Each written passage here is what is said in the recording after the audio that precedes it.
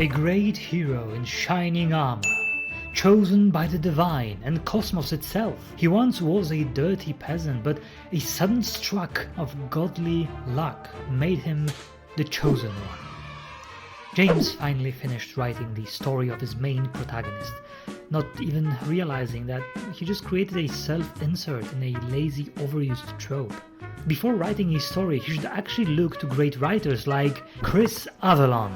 Chris Avellone never do such things. A master of storytelling knows that this is a trap for all aspiring writers and creators. His characters are filled with depth and mystery, and even when he uses this trope, he knows exactly how to subvert it and make his characters fascinating and intriguing. That's why James needs to learn his craft from the best.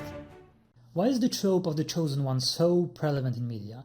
Because it's not only present in Hollywood and in big studio production, I keep seeing it in even smaller stories with independent writers. The chosen one is almost anywhere and everyone makes fun of it. But for some reason, this trope refused to die. Why is that?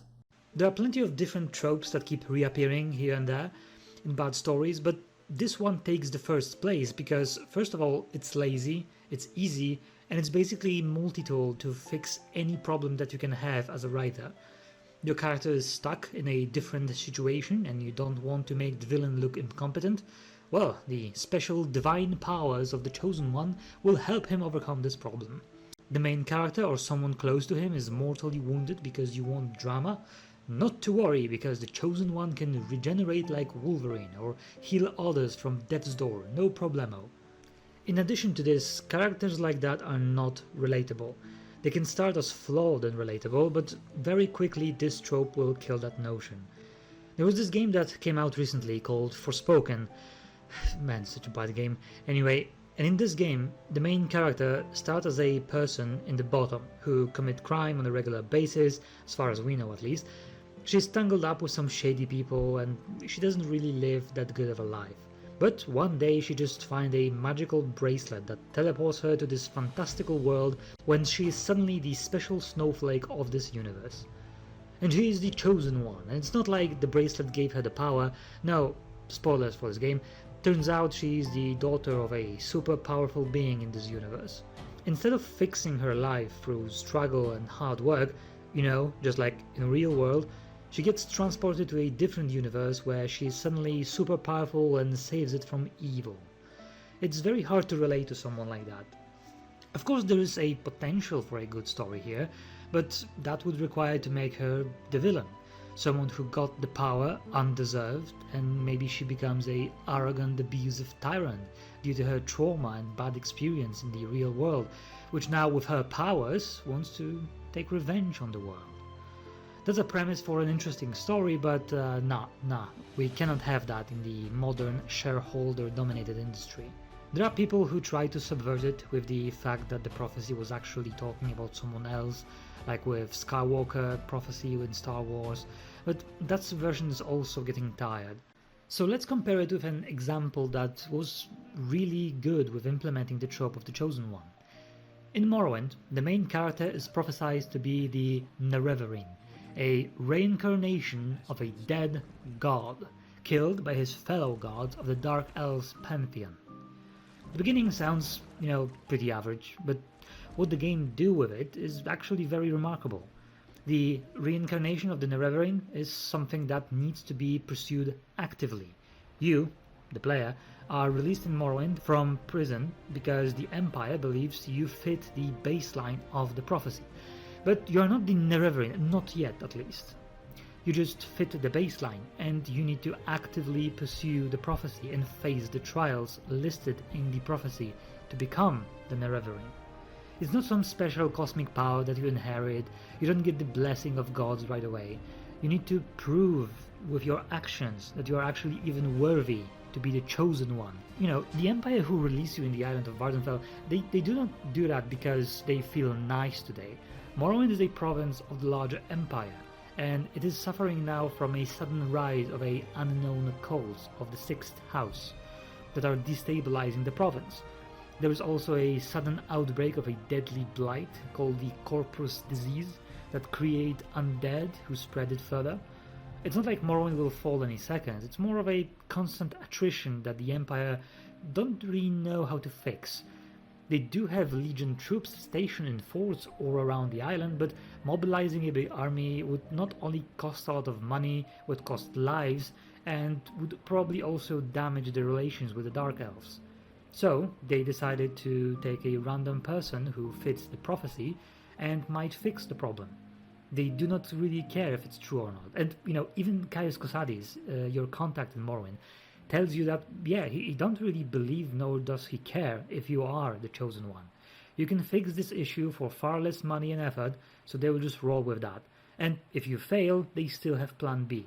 A side tangent, but it was always strange to me that all stories nowadays need some huge epic plot with a chosen one, and everything around needs to be as urgent as possible. There's a huge crisis happening around the corner and we have very little time to save the world.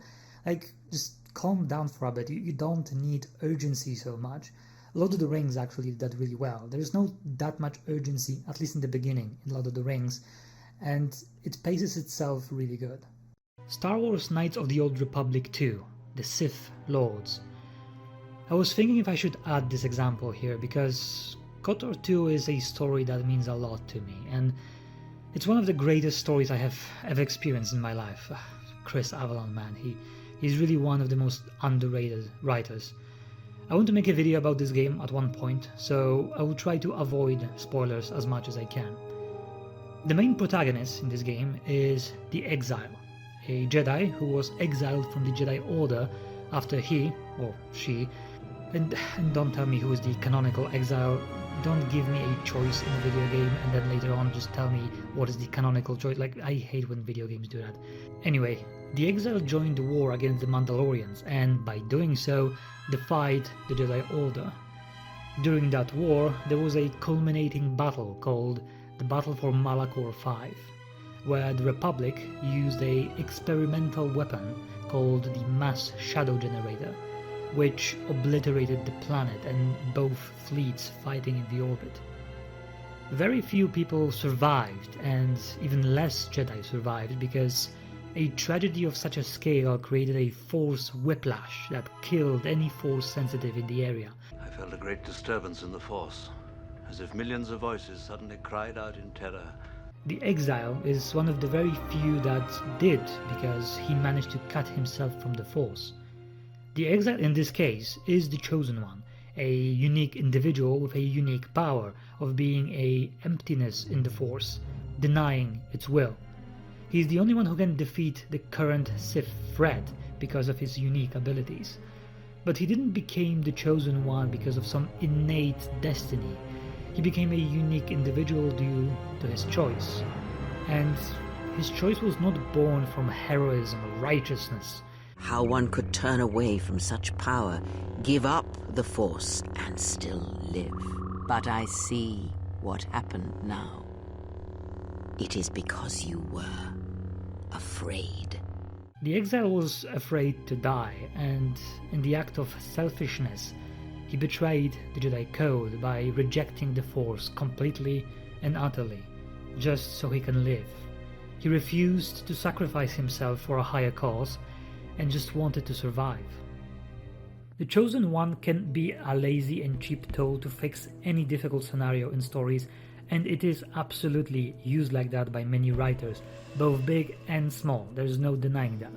It gives you a free pass without destroying the story. It is always the safe, low risk, low reward option for people who lack imagination. But this trope, just like any trope, I will argue, can be used as an effective tool to tell interesting and captivating stories. I would say that it also has far more potential because people come to expect laziness and cheapness from it. And this trope, because of how prevalent it is much easier now to surprise an audience and subvert their expectation. These examples that I just gave you, they are a great way to show you how you can actually write the trope of the Chosen One in a very interesting and subversive way. And I don't think there is a single trope that you cannot use effectively in your stories. I see that some people are really scared of writing tropes just to not have the work classified as tropey and stereotypical. I hate the idea of chasing uniqueness at all costs. I hope that you will use the value that you found in this video very effectively in your storytelling, and that will be all for today. Please like, subscribe, comment, and whatever the algorithm wants me to say. I hope that your stories will be great, and you need to remember that you're always just one page and one chapter away from greatness.